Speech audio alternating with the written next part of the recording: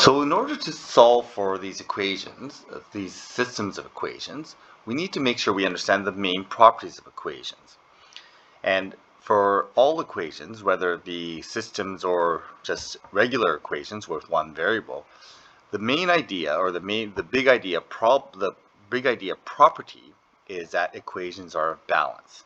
And really that's the main thing. We just need to make sure we keep equations balanced. We can look a little bit more deeply into this property and we can find other properties as well.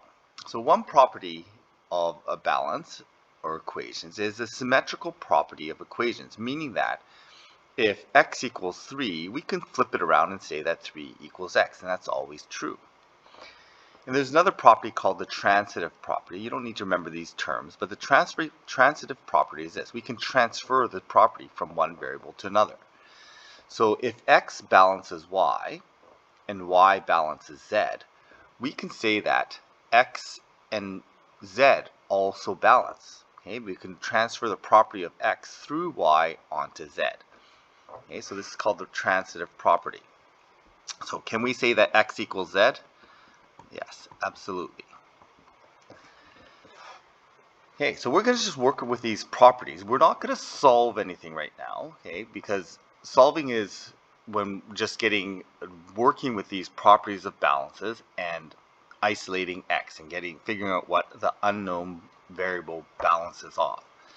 We're not going to solve anything here. We're just going to work with these properties of the balance.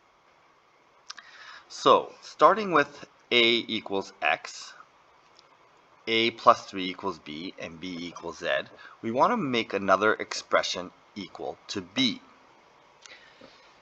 Okay, so since I have a plus b equals 3, I'm going to start with a plus b equals 3. I'll just write that, a plus 3 equals b. And since a equals x, what I'm going to do is I'm going to replace a with x. And I have another property. I have another expression that equals b. And I've used this replacement property. I just replaced like for like. So part B asks, find another expression for z that includes an x.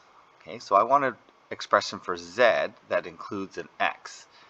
Well, I can replace the b with an x plus 3. So I have to start off with b equals z. And since b and x plus 3 are equal, well, I can replace this b with an x plus 3. So I'm going to get rid of that b, and I'm going to replace it with an x plus 3. And those are now equivalent. This is starting with a b equals z. I'm just going to write it up above. We started with a b equals z, and then we replaced the b with an x plus 3. That gives us an expression for z that includes x. And again, notice I'm not solving anything here. I'm just using some properties of equations to come up with new expressions. So the main property of balance of an equation is keep it balanced. Okay, that's our golden rule. Whatever you do to one side, you've got to do the same to the other, and you got to keep it balanced. Okay, as long as we keep it balanced, we can do whatever we want. So the first property we're going to call property number 1, and we're going to relate to these properties when we do the exercises. Property 1 is addition and subtraction. So if I start with the balance, we have, for example, we can say that these are x's, so 2x's plus 5 kilograms equals 13 kilograms. We're not going to solve this, but we're just going to try to keep it balanced. So starting with the balance below, what would happen if we add 8 kilograms to both sides? Okay, so if I did plus 8 kilograms and plus 8 kilograms, what happens? Is this okay? Well, as long as I started with a balance, I added the same to both sides, this is going to stay balanced. So I started with 2x plus 5 is balancing 13.